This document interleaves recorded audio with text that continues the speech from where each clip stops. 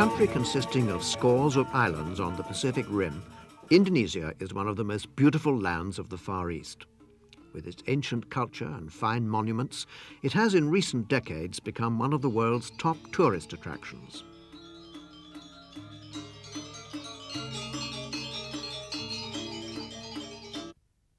It was at one time a Dutch colony and known as the Netherlands East Indies. The capital city of Jakarta is the former Batavia, and although the Dutch left nearly 50 years ago, the old port area still resembles a small town in Holland, with its typical canal bridges and Dutch gabled buildings. The most substantial legacy of the Dutch, however, was an extensive railway system, built to a gauge of 3 foot 6 inches. Most of the lines are on Indonesia's largest and most populous island, Java. Until the mid-1970s, the railways still used an incredible assortment of ancient steam locomotives of all shapes and sizes. These were the survivors of the original rolling stock sent out in colonial times, much of it at the turn of the century. The post-colonial regime of President Sukarno was marked by his policy of confrontation towards the West. The resulting economic stagnation meant that virtually nothing was invested in the railways for 20 years, and wheezing veterans like these were kept on well beyond their time.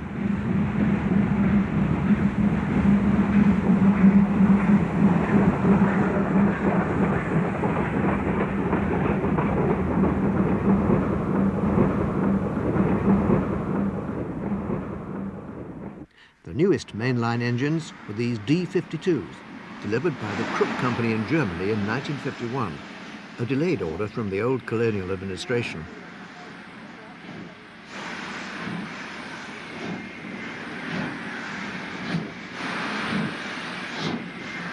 For many years after the war, foreign visitors were discouraged, and little was known about conditions inside the country. Suharto's takeover of the presidency in 1968 marked the end of isolationism and a revival of the tourist industry. Alas for the railfan, some of the new visitors worked for the World Bank and saw in the decrepit railway system an excellent investment opportunity. Modernization throughout the 70s systematically wiped out the remaining steam traction, the newly developed state oil company Pertamina providing the funds to pay off the loans. By the time word had spread among railfans of the survival of this priceless collection of steam locomotives, it was almost too late to see them. We managed to get there with our cameras in 1974, just before this antique treasure trove was swept away for good. We started in Java, in the capital city of Jakarta, at the suburban station of Tanah Abang. These city commuters were seen clambering aboard one of the elegant passenger tank engines of the C-27 class, originally a Swiss design of 1916. Number 23 here was built in Holland 3 years later.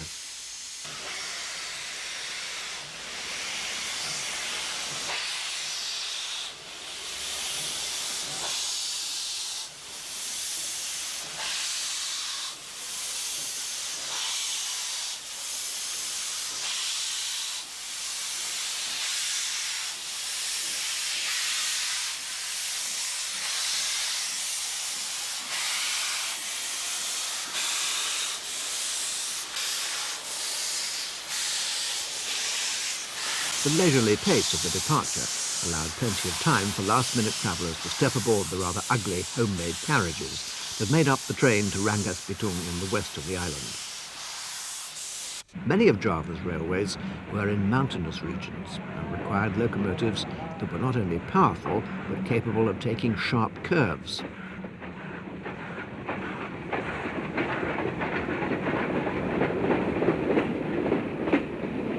The machine chosen for these conditions in West Java was the articulated Mallet type, the most common type being these CC50 Class 2660s, designed and built by Werkspoor in Amsterdam in 1927. One of their last duties was the branch service from Cibatu to Garut. Despite the extra power and size of these engines, their axle load was comparatively light, since the weight was spread over 14 wheels. This made them a perfect choice of power for branch lines laid with lighter rails than the main line.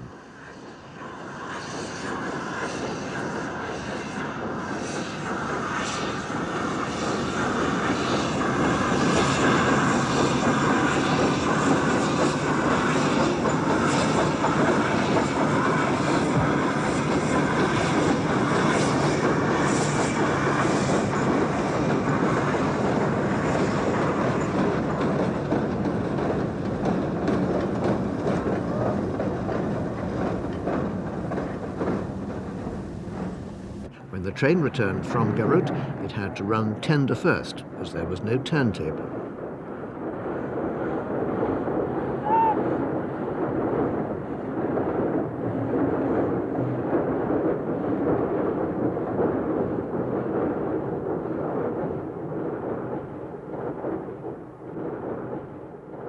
The depot at Cibatu was unique in that right up to the end of steam, all the engines were Mallet articulateds, including these tank engines of the CC-10 class, dating from 1904.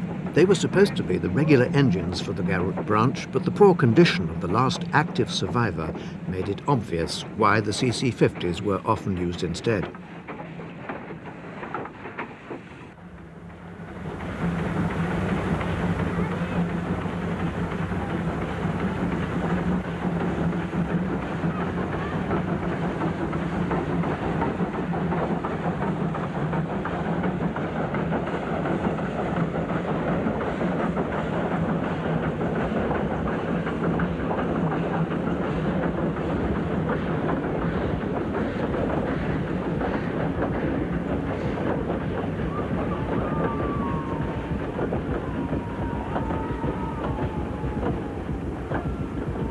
But the most impressive items in Cibatu's collection of Mallets were these huge 2880s, weighing nearly 100 tons. They were Indonesia's most powerful locomotives. 10 were built, and as with other designs, the prototypes were built at Werkspoor in Holland, while the rest were built in Germany. In 1974, there were just 2 of them left in service.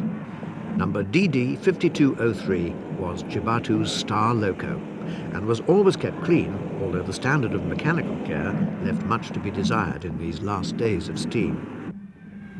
By 1974, most of the local goods traffic had been lost to the roads, resulting in the bizarre sight of the largest Mallet in service anywhere in the world, employing 16 driving wheels to pull just one coach.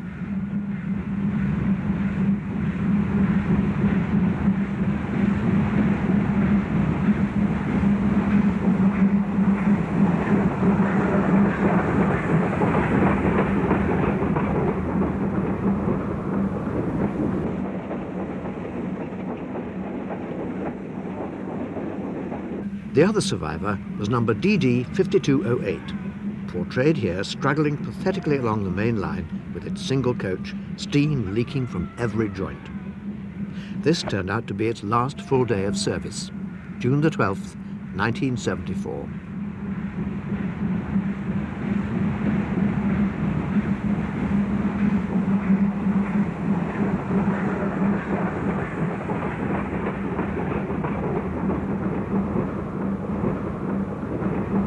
We followed this ailing giant from Titjelenka to Cibatu, past the ever-present backdrop of mountains, palm trees and rice paddies, which gave the Indonesian railways their special charm.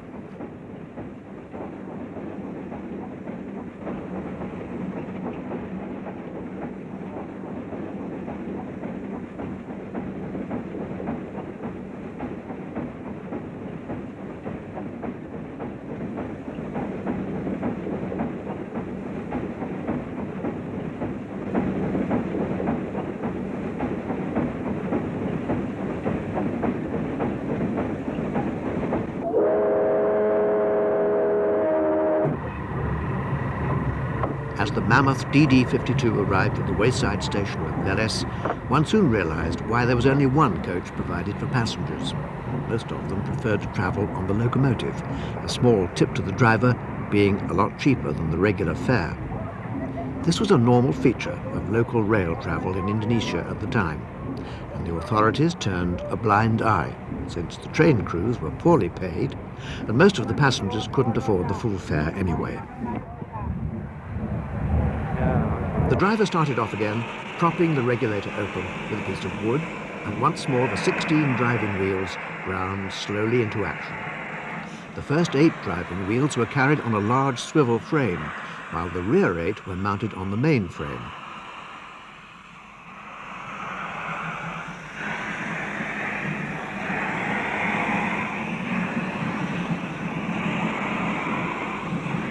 could clearly see the sideways movement of the front wheels under the boiler as the locomotive negotiated the curves of the station track work.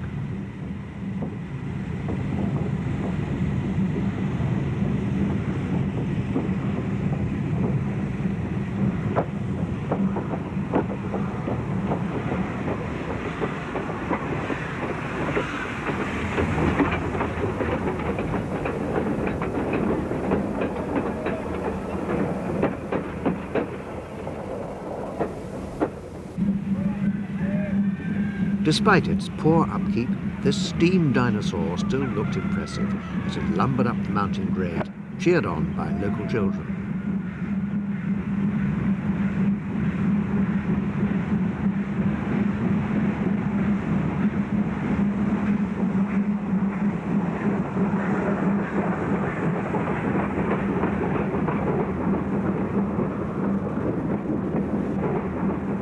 The next day, 5208 set off again for its return run, this time with a more respectable payload.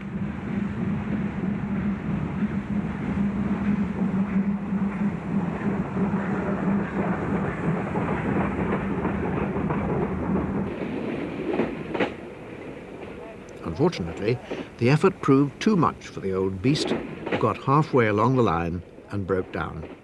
One of the smaller Mallets was hastily sent to the rescue from Cibatu depot. The 8-coupled giant was dragged ignominiously back to Cibatu, where its condition was pronounced terminal. The last survivor, 5203, was withdrawn 2 months later, bringing to a close the 50-year reign of these giants of Java. Throughout central Java in the 70s, many more rural train services survived, and each one seemed to require a different type of locomotive. In this case, a delightful British-built veteran, Class C51, supplied by the Bayer Peacock Company in Manchester in 1912. It was working a local train to Jepu through the plantations of the northern coastal region.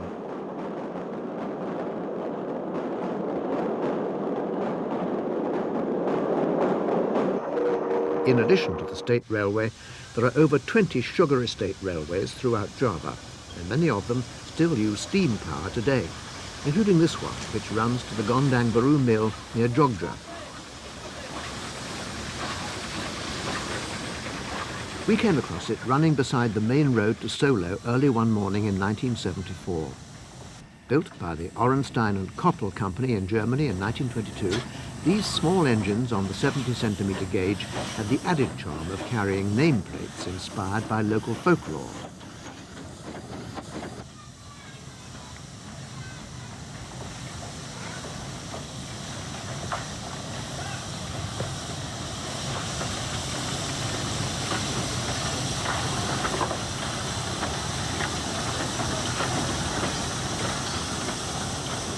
Regrettably, we had to abandon further exploration of the sugar trains as the race was still on to capture the fast disappearing rarities on the state railways. The next stage of our search took us away from Java to Indonesia's largest island, Sumatra. The maps mark a railway from the coal mines in the central plateau down to the west coast port of Padang. Travellers on the coast had reported seeing some steam trains disappearing into the jungle. But as no passenger service had been offered for some years, the situation inland was uncertain.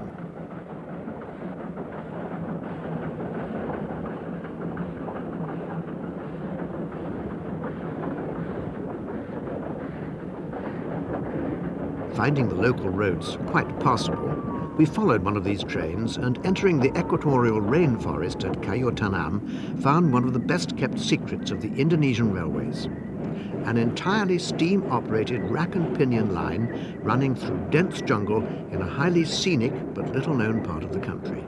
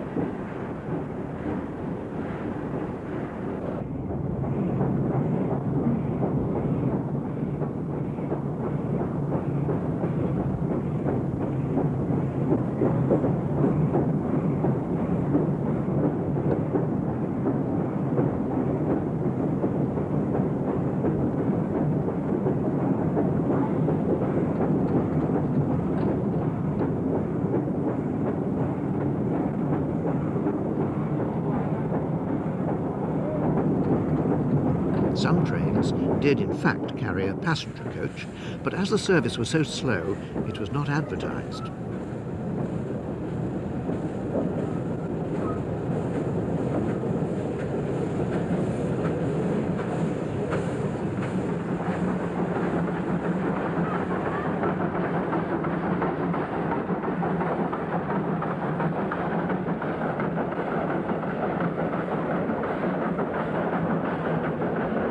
Gradients of 1 in 12 held down the train speed to about 4 miles per hour, and locomotives on the rack section pushed rather than pulled the trains as a precaution in case a broken coupling led to a runaway. The line was built to serve the coal mines, but there was little evidence of coal traffic on our visit, and the freight trains we did see were very short.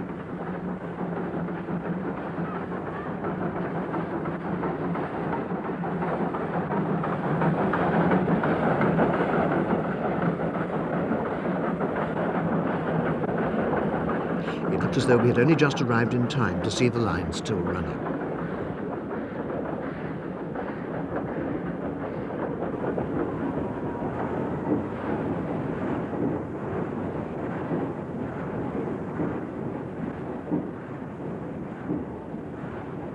At the top of the incline was the depot at Padang Panjang.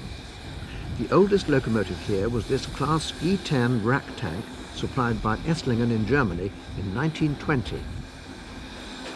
It was still steamed every day for local shunting, although the staff seemed to have found other uses for it. It still carried its original Dutch colonial number plate alongside its modern one.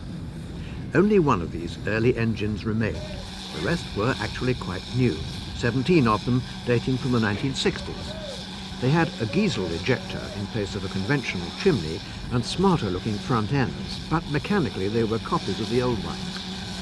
The original builders, Esslingen, reluctantly took on this late order, but discontinued steam loco construction in 1966 after only 10 had been built, subcontracting the remainder to Nippon in Japan in 1967. This was Nippon's last steam order too. So the Sumatran E10s had the distinction of closing out the steam era in 2 factories on opposite sides of the world. The twice-weekly goods train on the branch to Bukit Tinggi was here being powered by number 1067, Nippon's last and the State Railway's newest steam locomotive.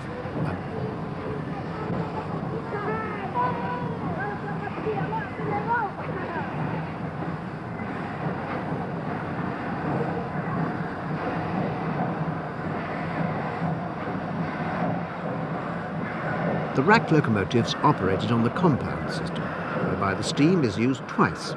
The driving wheels are driven in the normal way by high-pressure steam in the outside cylinders, whose low-pressure exhaust steam powers the internal pinion drive for the rack.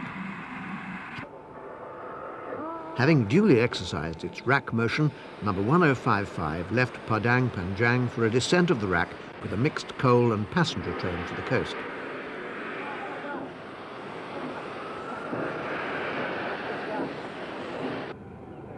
Just after leaving the station, the engine crawled slowly onto the rack section as the pinion was engaged.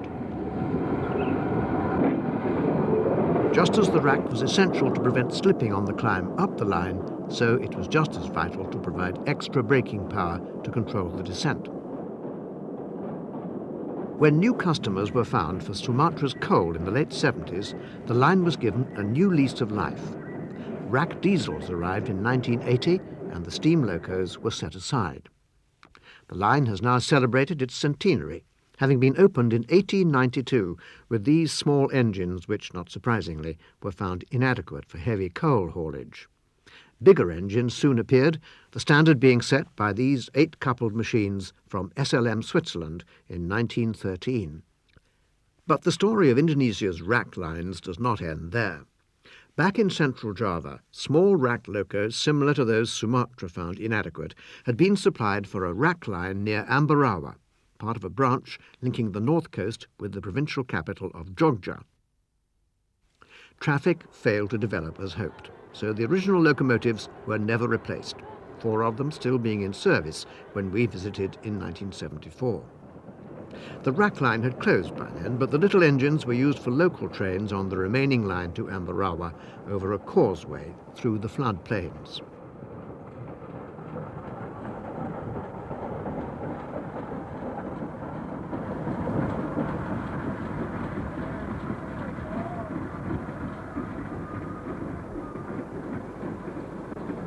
In order to film the train on the rack section, we arranged a special.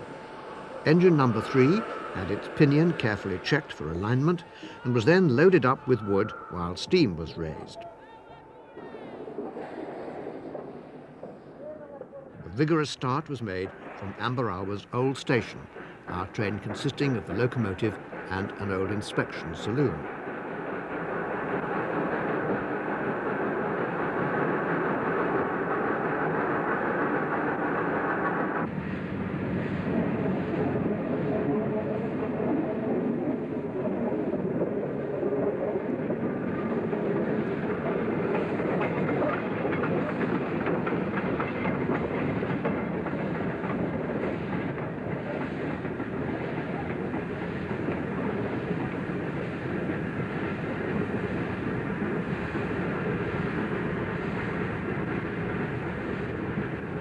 After 3 years of disuse, the track appeared to be in good shape, and the village children didn't miss this rare opportunity to ride their local train. The rack equipment on the locomotive was also on good form, producing a busy display of mechanical motion that seemed quite unrelated to the leisurely pace of the train.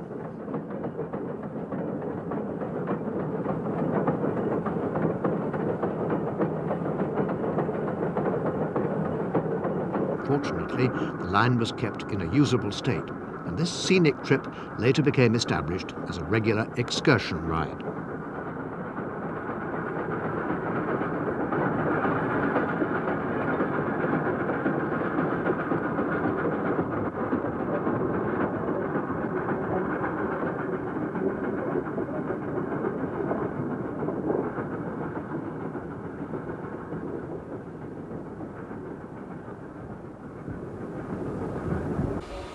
When we visited Java again in 1992, we were delighted to find old number 2503 still in steam for special trips on the rack.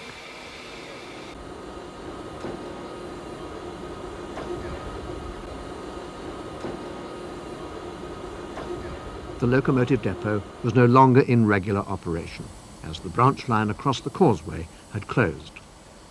Ambarawa Station had become the centrepiece for an open-air museum, a sort of locomotive's garden of rest. It was attractively laid out, but the exhibits looked a bit forlorn, having already been exposed for some years to Java's tropical rains. It proved the ideal opportunity to see some old favourites and check out some of the engines we'd missed during our filming trip back in 1974. An old Bayer Peacock 460 from Cepu was there, and one of the C-27 tanks we'd seen on suburban service in Jakarta. One of the West Java Mallets had pride of place by the station platform, and a handsome Prussian B-51 440, a type that, although still reportedly in use, had eluded us 18 years before. Another one we'd missed had an interesting history. This D-51 class came from the last batch of 282s, originally built in Germany in 1918 for the Hejaz Railway in Syria. The defeat of the ruling Turks in that year made the locos redundant, but the Germans managed to find another customer on the other side of the world, selling them to the Dutch for the Java railways. Being in rather a remote location, the Ambarawa Museum is a little short of visitors, but at least the engines have been saved from the scrapyard.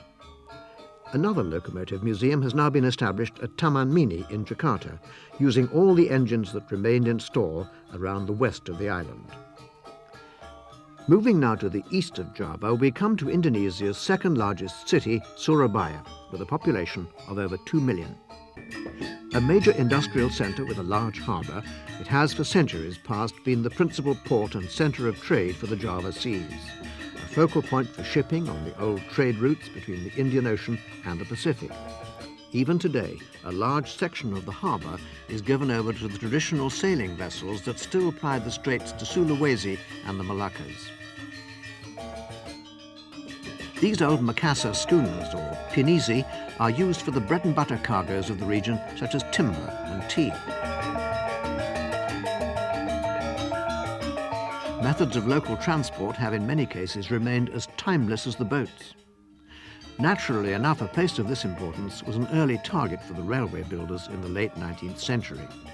The Dutch colonial administration decided that what the locals needed to get down to the docks was a steam tramway of the sort that was common in the Netherlands at that time. It was duly opened in 1889.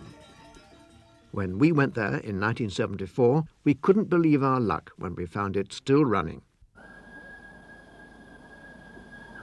The Javanese had remained faithful to their old tram for 85 years, and it had long outlived a more modern electric version installed in the 20s.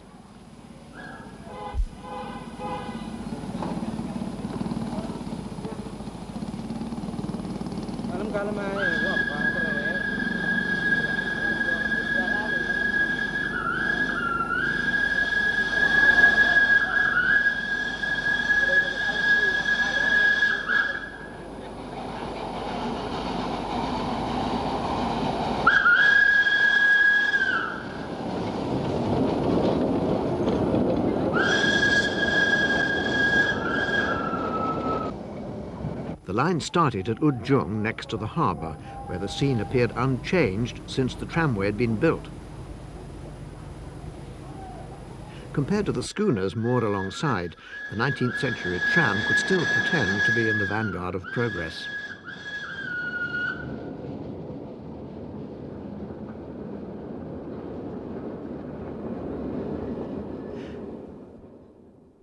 Neat colonial villas lined the streets, where the steam tram bustled through this little Holland in the tropics.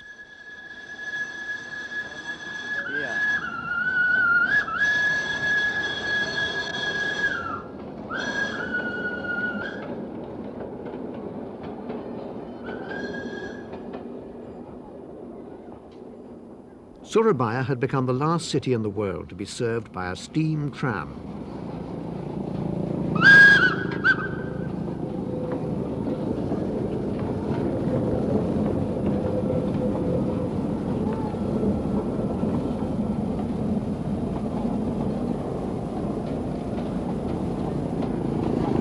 The tram paused briefly at Kebon Rojo station, little more than a shack, but still boasting a station master and a clerk.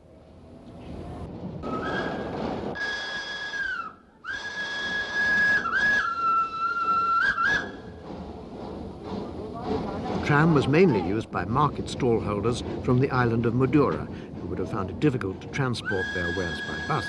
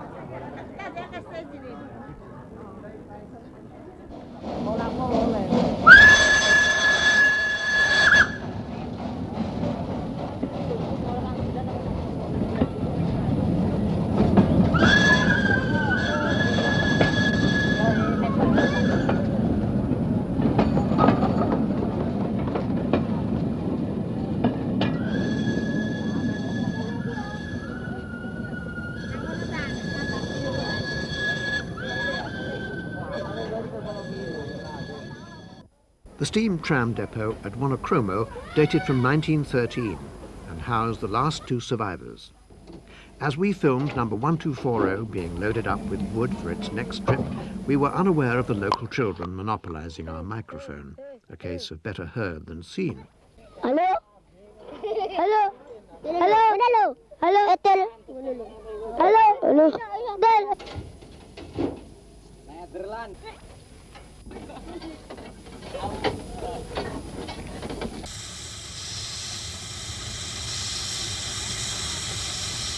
Shortage of wood fuel meant that locally mined dusty brown coal was also used to fire up these tiny machines. As with the rest of Java's locomotives, the Dutch built a few prototype tram engines themselves, but then had the series production built elsewhere, this time in Britain, at the Bear Peacock Works in Manchester. Conveniently for the locomotive historian, one example of each remained to the end.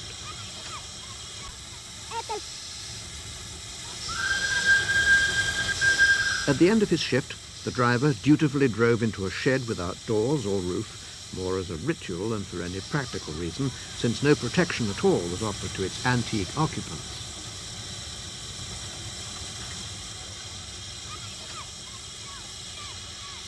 The garish blue paint and modern advertising did little to conceal the fact that engine and coaches together formed a perfect period train from the turn of the century.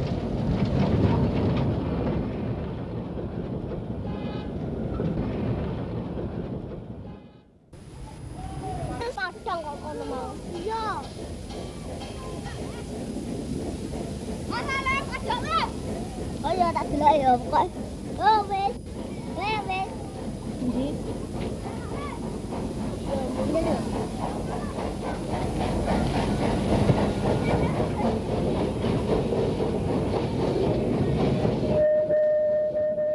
Economic development and local road improvements made it inevitable that the tram would soon become redundant.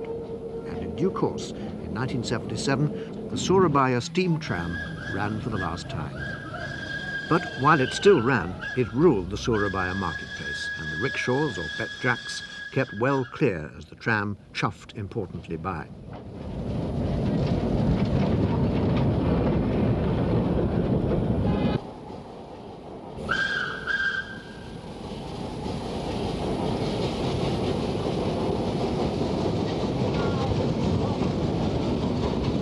The tram still had priority and faced the traffic head-on down a one-way street just to make the point.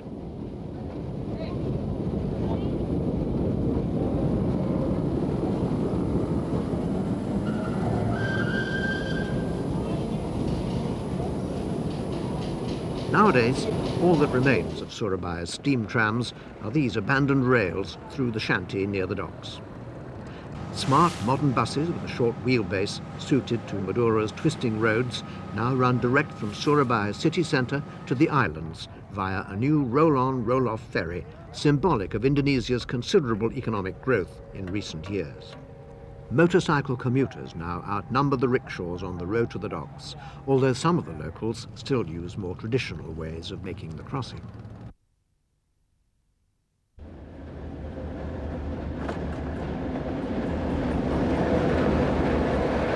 On the mainline railways, the system has been pruned and modernised in recent years, enabling it to function well as a lifeline for both freight and passenger service.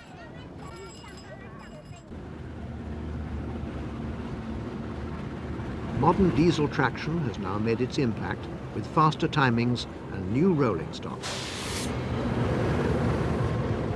The overnight service from Jakarta to Surabaya now takes just 10 hours for the 400-mile run. Not bad for a narrow-gauge railway in the tropics.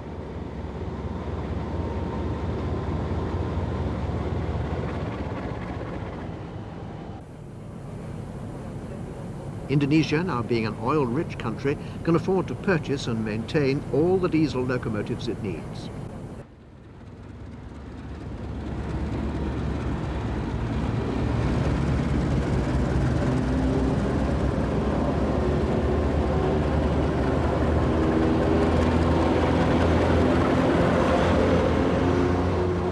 Freight traffic is booming, as business lost to the roads has now been won back to the railways, with the State Oil Corporation, Pertamina, the main customer.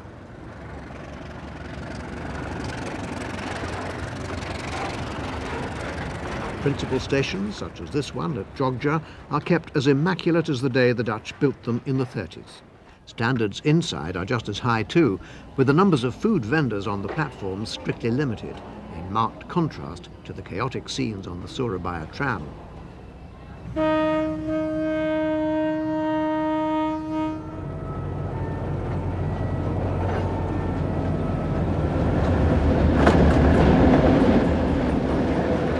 A ride through this exotic land by train is a good way to see the country and has become very popular with overseas tourists. The new order on Indonesia's railways was in sharp contrast with the overgrown tracks in Surabaya's locomotive yards, which we filmed just 18 years earlier. Reflecting the different types of route served, there was an intriguing selection of locomotives, few of which made it in later years to the Railway Museum. This 8-coupled tank of the D14 class was built in 1921. Left behind by the Japanese after World War II were a couple of these C-32 class 262 tanks, a typical Nippon product.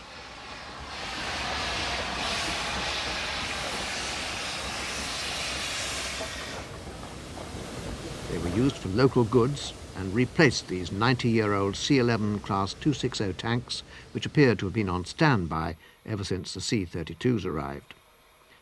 The newest mainline engines were these D-52s, built in 1951.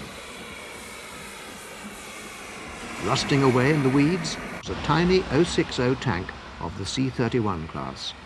It looked unlikely to return to its home on the Isle of Madura tramways. Abandoned nearby was one of the last C-53 Pacifics. Dating from 1917, these handsome machines from Werkspoor were once the fastest narrow-gauge engines in the world, reaching 100 kilometers per hour on the Batavia Mail.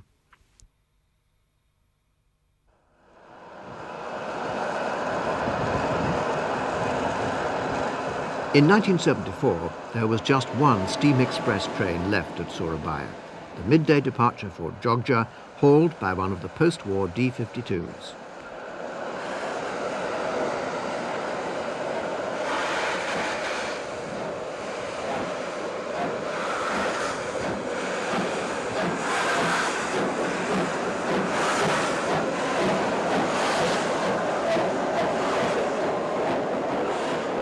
We rode the Jogja Express back towards central Java and reached our final destination in this railway odyssey, Madiun, junction for the branch to Selachung. Here, hidden away in the hills, were the oldest tender engines in Java, the B-50 class 240s. Built in 1880 by Sharp Stewart in Manchester, these elegant centenarians were the original power for the Batavia Mail, pride of the line when the Dutch East India Railway first opened.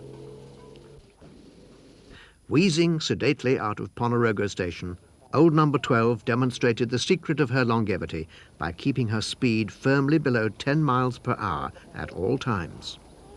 Even in a land where the incredible was beginning to seem normal, this was a truly remarkable thing to see.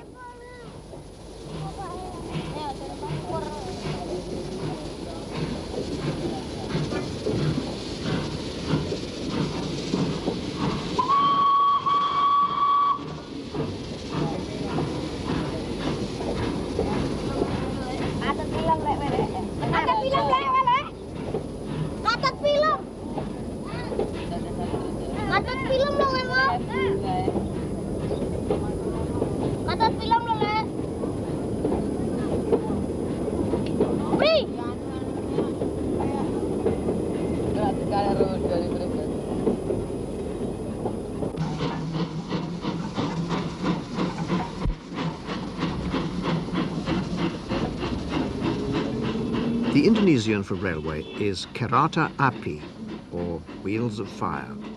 When machines like this first appeared in Java over 100 years ago, one can easily imagine why people used to nothing faster than a bullock cart would coin such a phrase.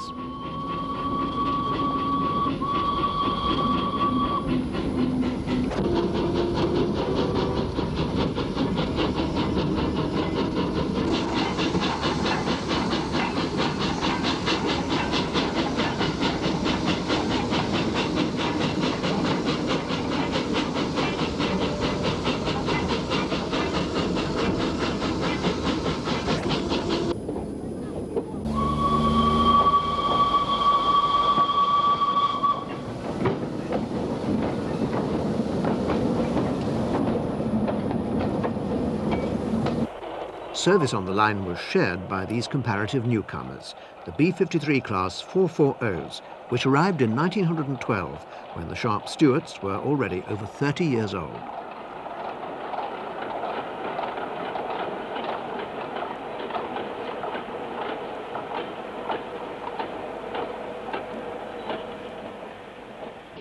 Meanwhile, old number 12, the doyenne of the Java roster, collected her passengers at the picturesque Slahong terminus and ruminated quietly before making a leisurely return to Madiun. Both the line and its antique locomotives had expired peacefully by 1980, along with the rest of Indonesia's steam engines, bringing to a close one of the most fascinating chapters in the history of steam railways.